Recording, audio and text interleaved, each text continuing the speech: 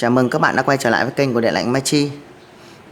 Thì hôm nay mình lại tiếp tục giới thiệu với các bạn sửa chữa một cái bàn bệnh của máy giặt Electrolux cửa ngang model EVKF 12935S, máy 9,5 cân. Hiện tượng của máy này thì là máy theo khách hàng báo là máy không giặt được, thế nhưng mà khi mà kiểm tra thì mình thấy là máy không chạy, không giặt cũng không vắt và cũng không báo lỗi gì.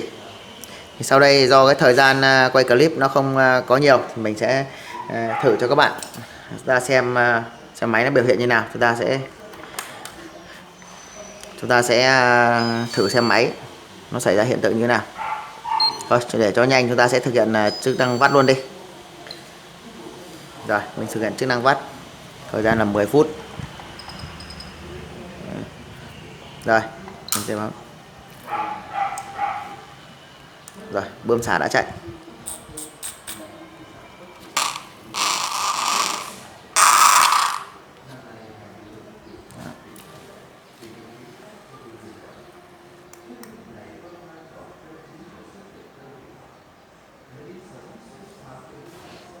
Các bạn hãy chú ý quan sát cái hiện tượng của máy. Bơm xả có chạy, bơm xả đã chạy.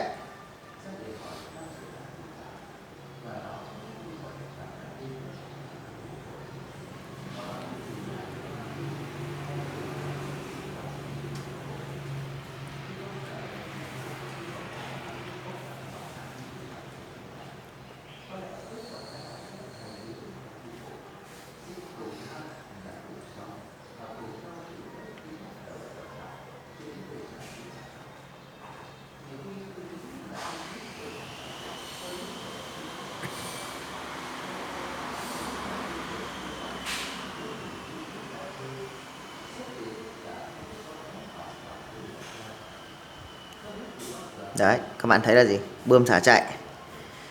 Rồi động cơ không có quay gì, cứ đứng im này luôn. Ra chờ thêm một lúc xem là máy có báo lỗi gì không.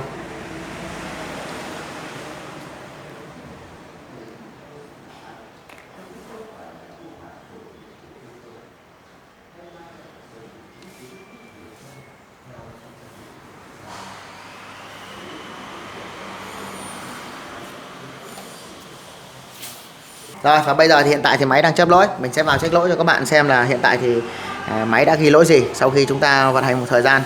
Rồi mình sẽ xoay về tắt. Đây, ta sẽ check lỗi.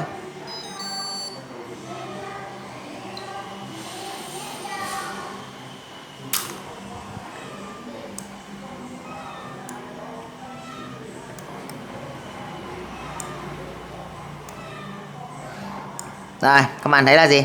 Chúng ta vào check thì nó chỉ nhảy E4, và E4 thì các bạn biết là E4 là cái lỗi của cái cảm biến lưu lượng nước. Thì đối với cái van mà nó có cảm biến lưu lượng nước và một số máy nó có cái tính năng là có cái cảm biến lưu lượng nước như này, thì chúng ta vào check lỗi thì máy điện nó sẽ ra lệnh cho cái van nước làm việc và nó không thấy là có nước, vì chúng ta đang thử máy, chúng ta không lắp cái dây nước vào đây, cho nên là cái lỗi E4 là lỗi lưu lượng nước các bạn nhé. Thì chúng ta sẽ thử bấm xem là trong hệ thống còn có nhớ lỗi gì không, ngoài cái lỗi lưu lượng nước này ra. Đây, trong máy không có lỗi gì này.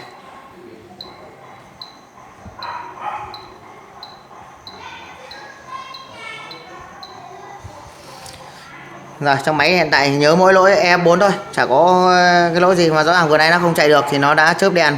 Như vậy là phải sau vài lần thì nó mới ghi lỗi các bạn ạ. Thì cái nguyên lý làm việc của cái cảm biến lưu lượng nước này nó đơn giản như này. Thực ra cái cảm biến lưu lượng nước ở trong này nó chỉ là một công tắc từ thôi. Đó, một công tắc từ. Thế thì khi mà chưa có nước vào như này, hoặc nước chảy vào yếu á, thì nó không đẩy được cái thỏi nam châm ở trong này tụt vào, thì dẫn đến là gì? Cái nam châm nó cứ hút cái tiếp điểm này, tiếp điểm tiếp xúc vào nhau. Ở đây thì các bạn sẽ thấy là nó có 5V. Đây mình rút ra mình đo cho các bạn xem, thì mình giới thiệu cho các bạn luôn, này sau này anh em ta sửa máy ta đỡ bỡ ngỡ.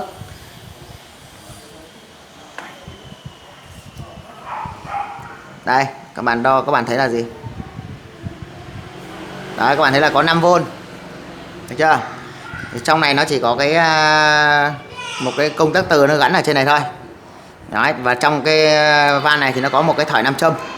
Khi mà nước chúng ta chảy vào đây á, thì cái nam châm nó chạy vào thì làm cho cái này nó ngắt mạch ra, cũng giống như việc chúng ta rút cái rác này ra. Đó, thế thì khi chúng ta rút rác này ra thì nó sẽ hết cái báo E4 thôi. Tạm thời mình sẽ xóa lỗi đi.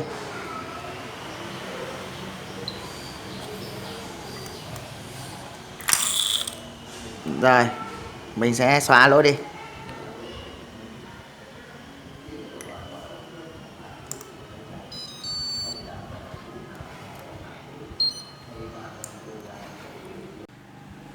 Rồi, sau khi chúng ta đã thử máy rất là lâu mà máy không chạy gì, cứ im bặt, mà vào check lỗi thì cũng không có ghi lỗi gì trong bộ nhớ ngoài lỗi EF4 liên quan đến cảm biến lưu lượng nước ra, thì chúng ta không thấy có lỗi gì cả.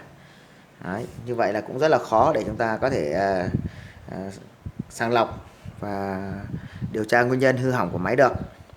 Rồi, sau đây thì mình sẽ hướng dẫn các bạn chúng ta sẽ tiến hành kiểm tra một cái ban bệnh này như thế nào. Rồi, tạm thời mình sẽ tắt máy đi đã. Thì các bạn để ý là này, bo hiển thị để chúng ta mới điều khiển tốt. Bo nguồn thì chắc chắn là phải có nguồn tốt thì chúng ta mới chạy được bo hiển thị rồi. Đấy, và trong lúc chúng ta kiểm tra chúng thấy là gì, động cơ không chạy. Đấy, bo nguồn này thì có dơ le cứ thỉnh thoảng lại đóng tạch cái. Đấy, và như chúng ta kiểm tra đấy thì là nó vẫn thỉnh thoảng đóng tạch cấp nguồn cho khối bo công suất mà tới động cơ không chạy. Như vậy bệnh này chúng ta có hướng chuẩn đoán là liên quan tới động cơ và bo công suất. Vậy thì sau đây chúng ta sẽ tiến hành kiểm tra từng cái một. Đầu tiên chúng ta sẽ kiểm tra động cơ cho mình. Chúng ta sẽ đo 3 chân UVV kép của nó xem là điện trở nó còn tốt hay không. Rồi chúng ta đo độ cách điện giữa cái chân UVV kép này với cái vỏ của nó. Thì các bạn cũng lưu ý rằng là khi mà sửa chữa máy ấy, chúng ta cũng không nên là bỏ qua bất cứ một vấn đề gì, mà cũng như là không được lười. Có một số bạn thì chúng ta lười kiểm tra dẫn đến là chẳng hạn như cái máy giặt LG ở trên thì có một số cái máy nó bị hư hỏng liên quan tới cái motor, dẫn đến là hư hỏng cái bo công suất. Và một số bạn thì chúng ta cũng ngại kiểm tra, chính vì thế mà khi chúng ta mua bo mới về, chúng ta lắp bo mới vào và chúng ta chạy thử và lập tức là nổ bo công suất luôn. Đó, thì mình nghĩ là đôi khi cái sự lười của chúng ta một tí để mà bỏ tiền ra mà để mà mua lại một cái kinh nghiệm không đáng có như vậy thì là mình thấy rất là đáng tiếc. Cho nên là chúng ta khi sửa chữa máy là chúng ta phải cố gắng chịu khó và cũng như là không bỏ qua bất cứ một vấn đề gì mà chúng ta không nên kiểm tra cả. Đấy, chúng ta cứ cẩn thận không bao giờ là có thừa. Rồi, sau đây mình sẽ tiến hành đo kiểm tra.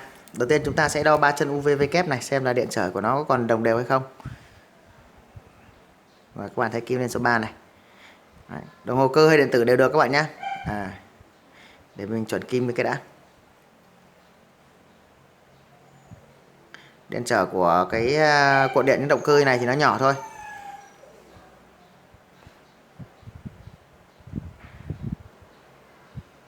Rồi, đeo kim lên số 3 này. Rồi, để đo được cách điện thì đồng hồ cơ chúng ta dùng thang 10K. Đo một chân bất kỳ với vỏ máy, kim không lên gì. Tạm thời là ok các bạn nhé. Rồi, như vậy động cơ là không vấn đề gì. Đây, mình sẽ đo thử một cái thiết bị đo điện tử cho các bạn xem. Dùng đồng hồ điện tử hay bất cứ cái gì được. Đây, chúng ta sẽ đo xem là điện trở của cái cuộn điện nó là bao nhiêu ohm.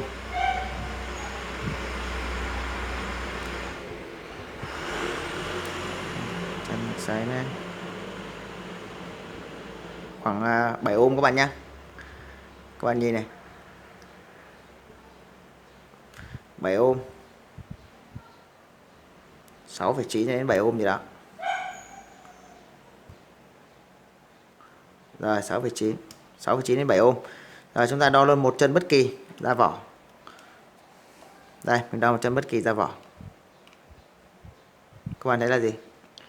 Không ohm luôn, như điện trở vô cùng luôn. Như vậy là tạm thời là cuộn điện và cái độ cách điện của cuộn điện là tạm thời ok các bạn nhé. Trục motor thì trơn. Rồi, chúng ta cứ tạm thời kiểm tra động cơ như vậy. Đấy. Do động cơ không chạy cho nên chúng ta phải kiểm tra motor đầu tiên. Rồi, tiếp theo kiểm tra motor thì chúng ta sẽ phải đáng lưu ý đấy là chúng ta sẽ phải kiểm tra cái bo công suất. Cái bo công suất của cái dòng máy này thì nó sẽ có trong một cái bo này nó sẽ có chia thành hai cái nửa. Một nửa là về khối nguồn và một nửa là về mô-đun. Có gồm IC công suất, IC vi xử lý điều khiển khối công suất. Rồi mình sẽ tiến hành tháo ra và chúng ta sẽ kiểm tra từng cái nửa một của nó. Rồi sau khi mình đã tháo cái bầu công suất này ra như này rồi thì các bạn thấy ở đây là gì? Cái bầu công suất thì nó sẽ chia thành hai phần. Phần thứ nhất đó là cái khối nguồn. Đấy, khối nguồn thì nó chỉ bao gồm có cuộn cell này, cầu nắn diode này, rồi tụ độc nguồn, rồi thì là IC nguồn. Đây là IC nguồn các bạn nhá. Còn IC dài dài này là IC nguồn. Viper 16. Thì nhiệm vụ của cái khối này là chủ yếu là gì? Cung cấp nguồn cấp thôi. Thì chúng ta sẽ kiểm tra sau một tí. Ở đây mình đã hàn sẵn 2 dây cấp nguồn 220 đây rồi. Thì chúng ta sẽ kiểm tra sau. Mà thôi chúng ta kiểm tra luôn được. Chúng ta sẽ kiểm tra từng phần của nó. Khối nguồn này thì các bạn chỉ cần cấp cái dây, các bạn chỉ cần hàn cái dây cấp vào cái jack cắm này. Đó, rồi các bạn cấp điện 220, chúng ta sẽ đo thử điện áp trên cái tụ độc nguồn nhỏ này xem là đã có 15V chưa. Thì một số cái bo ấy thì đời cũ ấy thì nó sẽ gì? Nó sẽ có chỗ này có 4 chân các bạn nhé. Nó sẽ có ra nguồn 4 chân ở đây làm gì? 4 chân là gì? Gồm có 2 chân cấp nguồn 300V của tụ độc nguồn này cho cái khối module này làm việc các bạn nhé. Cho khối module dưới này làm việc nó cần có nguồn 300V từ trên cái tụ to này cấp xuống. Thì đối với model đời cũ ấy thì ở chỗ này nó sẽ có các bạn sẽ thấy nó có 4 cái tiếp điểm, thì nó sẽ gồm thì 2 chân để cấp cái nguồn âm dương 300V và 2 chân còn lại là sẽ cấp nguồn một cái là cấp nguồn 15V, một cái cấp nguồn 5V. Nhưng mà cái đời mới này thì nó sẽ giảm bớt đi một cái, đó là không cấp nguồn 5V mà nguồn 5V người ta sẽ ổn áp ở trên cái khối module này luôn, và người ta chỉ cấp nguồn duy nhất là nguồn 15V thôi. Và 2 cái chân để cấp nguồn là 300V. Một chân còn lại là cấp nguồn 15V mát chung các bạn nhé. Rồi ok. Sau đây mình sẽ tiến hành cấp điện thử và chúng ta đo xem có nguồn 15V này chưa. Mình để cái đồng hồ ở đây, dùng thang đo 50 này. Các bạn đo luôn ở chỗ tụ lọc nguồn này nhé. Đo luôn có tụ hóa lọc nguồn nhỏ này. Nhớ là các bạn nhớ cạo keo đi, vì cái này nó có lớp keo, chúng ta phải cạo đi thì nó mới tiếp xúc. Rồi, sau đây mình sẽ cắm điện thử xem là nó đã có 15V chưa. Rồi ok, đã có 15V, như vậy là khối nguồn là ok. Khối nguồn bo suất là ok các bạn nhé. Rồi, tích điện lâu ra phết. Đó, 15V của khối nguồn là ok. Đó, như vậy là khối nguồn là tạm thời ok các bạn nhé. Mình sẽ để tạm ở đây. Rồi, tiếp theo thì chúng ta sẽ kiểm tra cái khối module này. Khối module này thì nó cũng khá đơn giản thôi. Thì các bạn để ý ở đây là nó chỉ có mấy cái chân điểm tiếp xúc này. Ở đây có 3 cái chân to thì nó mắc thông qua mấy cái jumper sắt này, để mục đích là nó gì? Nó dẫn cái điện nguồn như mình vừa nói, dẫn cái điện nguồn là 300V DC ở trong tụ to này, cấp cho khối công suất và nguồn 15V để nuôi khối điều khiển. Thì các bạn để ý là gì? Ở đây có 3 cái chân. Thì 3 cái chân thì cái chân mà chạy đường mạch to này là chân mát này, chân này là chân dương 300V này, đây chân mát 300V này, và đây chân đứng rời này là chân 15V này, 15V cấp cho khối module này làm việc, và đây là IC công suất. IC công suất thì các bạn thấy là đây chỗ này sẽ có 3 chân. 3 chân này chính là chân UVV kép để chúng ta cắm ra cái motor. Còn cái jack đằng này có 4 chân nhỏ này, nhưng người ta chỉ sử dụng 3 chân thôi, thì là jack này gọi là jack là giao tiếp, tín hiệu giao tiếp với cái bo nguồn này nhá. Đấy thì mình xin giới thiệu thế. Thì sau đây mình sẽ hướng dẫn các bạn, chúng ta sẽ kiểm tra hư hỏng sơ qua ở khối module này nó như thế nào. Khối nguồn chúng ta là cấp được nguồn 15V là ok rồi, cấp được nguồn 300V và nguồn 15V ra là ok rồi. Chúng ta chỉ cần đo cái gì? Chúng ta chỉ cần đo cái nguồn 15V này thôi. Nếu nó đã có nguồn 15V thì chắc chắn ắt phải có nguồn 300V, bởi vì nguồn 15V ở đây có được là nhờ IC dao động nguồn này sẽ lấy nguồn 300V này để sản sinh ra nguồn 15V này.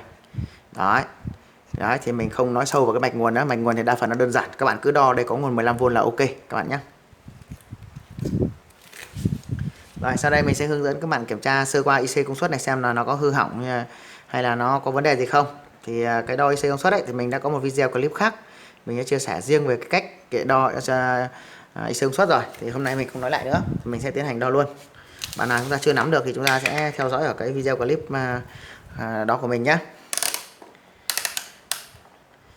Rồi Mình dùng đồng hồ cơ hay đồng hồ điện tử đều được các bạn nhé. Điện tử các bạn đo cũng được, nó giống nhau thôi. Ở đây thì để đo là IC công suất, xem ở trong mạch xem nó có còn hư hỏng hay là còn sống hay không, thì các bạn chỉ cần quan tâm cho mình những cái chân sau. Thứ nhất là các bạn quan tâm cho mình 3 chân ở UVV kép để cắm ra cái động cơ motor này, kể cả điều hòa cũng vậy này, hay bất cứ cái mạch tủ lạnh, điều hòa, máy giặt đều như vậy các bạn nhé.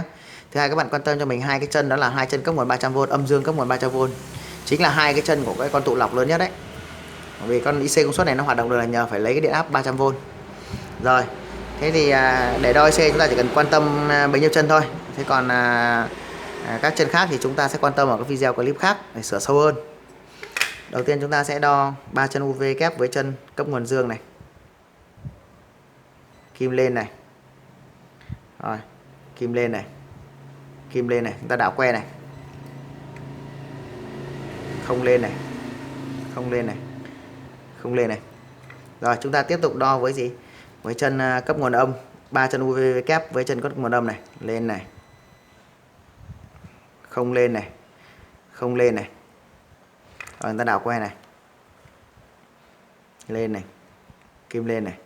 Kim lên này. Chúng ta đảo quay lại này. Các bạn thấy là gì? Có một cái chân đầu tiên kim lên hai chiều, còn các chân còn lại là gì? Kim lên một chiều, lên một chiều, không lên. Như vậy là có một chân duy nhất là kim lên hai chiều. Như vậy điều đó chứng tỏ là một con IGBT nằm trong cái IC công suất này là bị chạm trập. Đó, như vậy là hỏng khối module các bạn nhá. Như vậy ban bệnh ở đây là chúng ta thấy là gì? Hỏng khối module. Hỏng khối module. Và cụ thể là chỉ chết một con IGBT nằm trong cái IC công suất này thôi. Như vậy là chúng ta phải thay thế IC công suất rồi. Đấy, qua đây để cho các bạn thấy rằng là gì? Khi bị hư hỏng xảy ra ở khối công suất, nhiều khi bo mạch không phát hiện ra được lỗi. Cho nên chúng ta kiểm tra là gì? Không có lỗi gì ghi nhớ trong bộ nhớ, mặc dù chúng ta thử máy rất là nhiều mà nó không hề ghi lỗi. Đó, và đó chính là một trong những cái đặc điểm mà nếu như bạn nào chúng ta chịu có thường xuyên sửa chữa máy dòng inverter thì chúng ta sẽ thấy là như vậy. Đấy, đôi khi là cái hư hỏng ở tầng công suất, bo mạch không phát hiện ra được và nó cũng không ghi lỗi gì. Chính vì thế mà làm cho chúng ta rất là khó khăn và có cái hướng đi chính xác để sửa chữa. Cho nên là để sửa chữa được những cái máy móc và những ban bệnh như này thì đòi hỏi chúng ta cần phải có kinh nghiệm sửa chữa cũng như là gì? Kiến thức căn bản thì chúng ta mới có thể sửa chữa cái máy móc một cách dễ dàng được. Rồi, như vậy chúng ta xác định là gì? Bị hư hỏng IC công suất và chúng ta sẽ tiến hành thay thế IC công suất mới cho cái bo module này. Và sau đây mình sẽ tiến hành thay thế. Rồi sau đó mình sẽ lắp lại và chạy thử xem là máy có chạy được không. Đây. Và đây là cái khối module mình đã nhấc ra khỏi tản nhiệt. Và đây là IC công suất vẫn còn nguyên zin, mọi thứ chưa sửa chữa gì các bạn nhé. Đó, các bạn quan sát này. Đây. Đây, IC ổn áp nguồn 5V đây các bạn nhé. IC ổn áp nguồn 5V người ta tích hợp trên cái bo module này luôn, cho nên chỉ cần cấp nguồn 15V xuống đây thôi. Đấy. Khối giao tiếp. Đây là khối giao tiếp, đây là IC vi xử lý của cái khối module này. Đấy. Vẫn còn đẹp long lanh mà đã hỏng rồi. Rồi sau đây mình sẽ tiến hành nhấc cái IC công suất này ra và chúng ta sẽ tiến hành thay thế IC khác.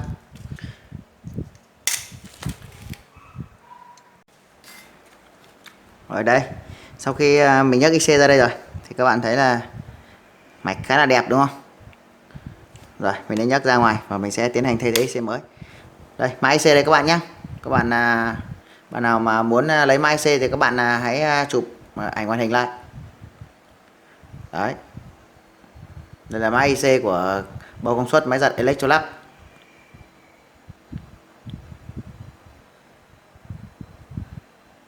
Rồi, sau đây mình sẽ tiến hành thay thế IC mới các bạn nhé.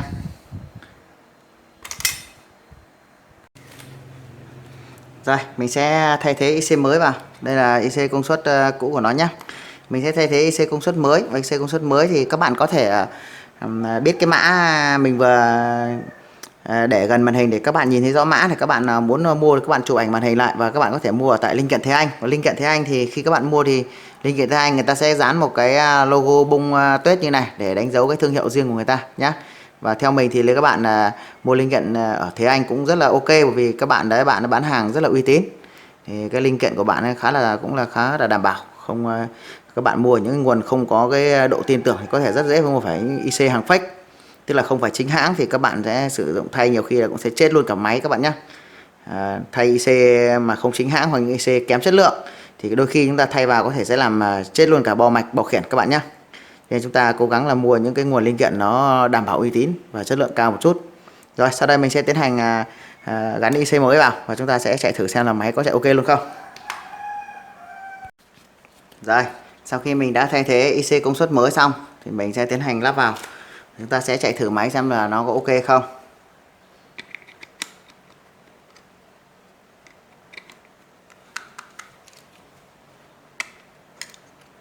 Rồi chúng ta sẽ lắp như này luôn.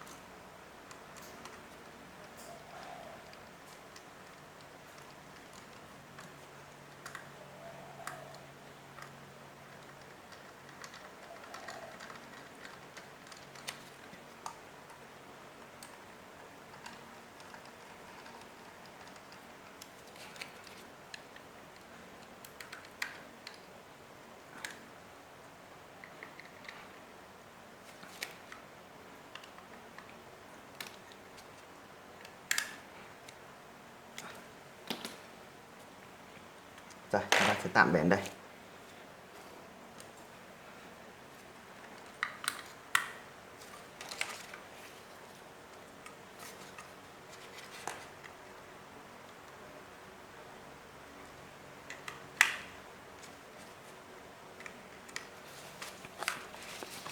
Rồi chúng ta sẽ tiến hành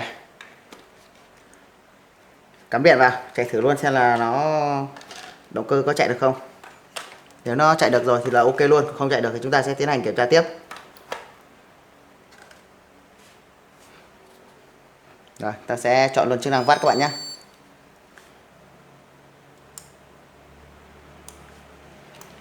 À quên, chờ chút, mình sẽ cắm cái dây động cơ vào, ta chưa cắm cái dây vào motor.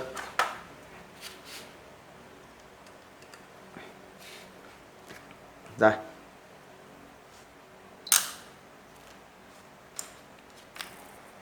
bơm xả nó chạy. Ồ, động cơ chạy được luôn. Rồi ok các bạn, động cơ thế là chạy được luôn đấy.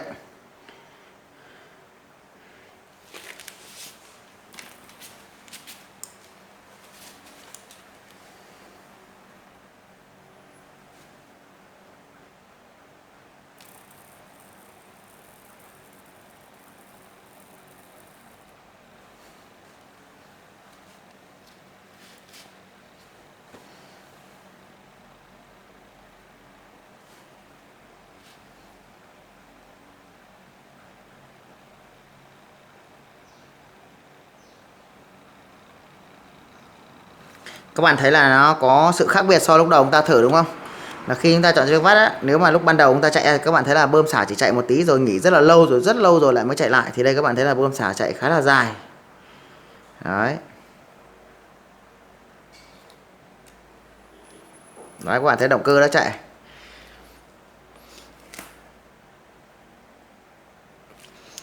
Cái loại motor mà nó chỉ có 3 chân UV kép này thì khi mà chúng ta lắp ở bên ngoài như này nó khởi động nó sẽ giật các bạn nhé, nó giật như kiểu gà mắc tóc ấy. Nhưng khi chúng ta lắp vào có tải thì nó chạy sẽ êm ái hơn, nó chạy sẽ là êm ái hơn rất là nhiều. Đấy các bạn thấy chưa? Đấy nó chạy giật.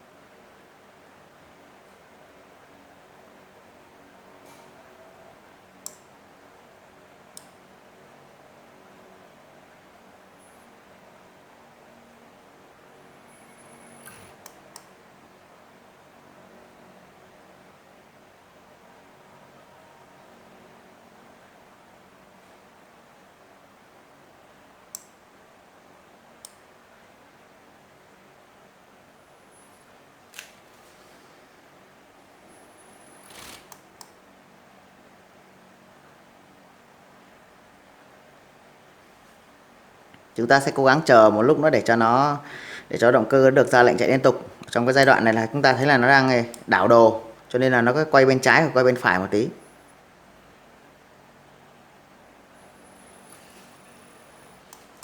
Đấy, các bạn thấy chưa? Là motor chỉ quay bên trái hoặc quay bên phải.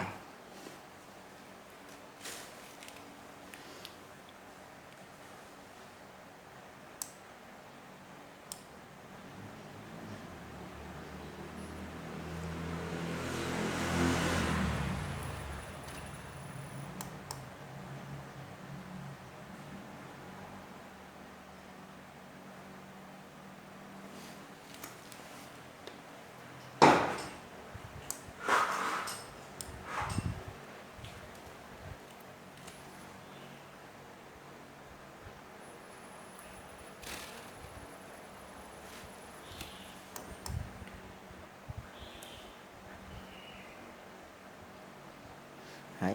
Mới đầu thì mạch điện sẽ ra lệnh cho động cơ chỉ quay đa dạo đồ, quay bên trái bên phải để rũ tơi đồ thôi. Còn sau khi khoảng thời gian nhất định thì nó sẽ ra lệnh cho cái motor này chúng ta sẽ quay đều hơn và thời gian quay sẽ lâu hơn. Chúng ta chờ thử máy thì chúng ta sẽ kiên nhẫn chờ một chút. Rồi để mà thử hoàn hảo hơn thì chúng ta sẽ phải lắp vào một cái lồng giặt hay là lắp vào máy của nó để chúng ta thử. Khi đấy nó có tải thì nó sẽ chính xác hơn.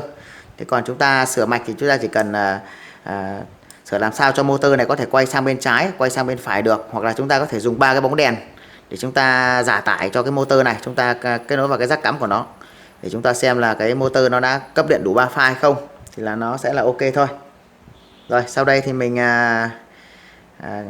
sẽ chờ thử thêm một chút nữa, rồi mình sẽ thử cho các bạn xem là chúng ta nếu ta dùng bóng đèn chúng ta không tháo motor thì chúng ta dùng bóng đèn chúng ta kiểm tra nó sẽ như thế nào. Còn cái loại motor mà chỉ có 3 chân UV kép như này mà không có điều tốc hay đếm từ gì cả thì các bạn thấy là nó chạy không có tải, nó sẽ giật giật như vậy, không phải là cái điều gì khác lạ cả. Nếu bạn nào mới sửa thì có thể chúng ta sẽ thấy nó hơi thắc mắc là tại sao nó chạy lại giật giật như vậy, nhưng mà là không có vấn đề gì đâu các bạn nhé. Khi chúng ta lắp vào có tải nó khác chạy ok thôi.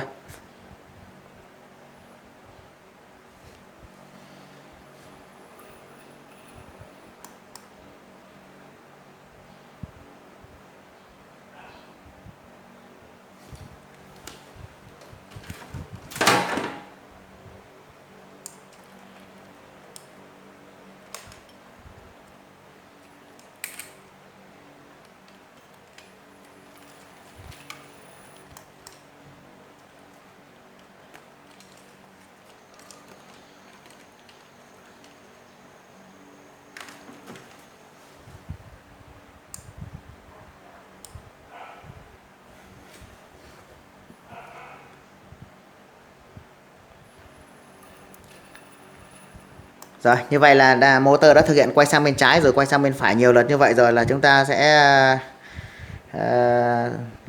thấy là máy sẽ chạy ok thôi. Sau đây mình sẽ thử cho các bạn xem. Chúng ta sẽ thử bằng 3 bóng đèn để xem là nó có mạch điện có cấp ra đây là 3 chân UV cái kép sáng đều nhau không, cả 3 pha không. Chúng ta sẽ thử bằng một cái bóng đèn như này.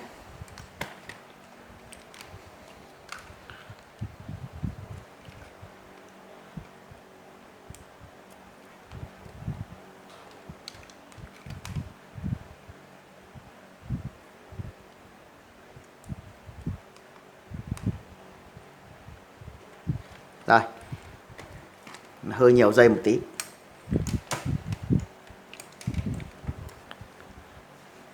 Và mình sẽ cắm điện vào.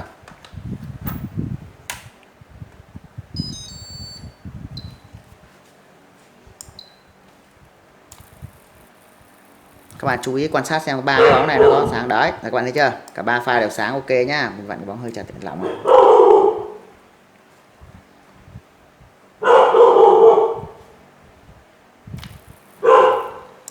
Đấy, các bạn chú ý là gì? Nó đã xuất lệnh đủ cả 3 pha sáng. Đấy nha, các bạn thấy chưa? Rất là nhanh. Tại vì lúc đầu này máy sẽ chạy theo kiểu dạng dạo đồ, cho nên các bạn sẽ thấy là nó sẽ cấp điện rất là nhanh. Thời gian nó ngắn. Đấy, chúng ta để ý cả 3 bóng đèn đều sáng.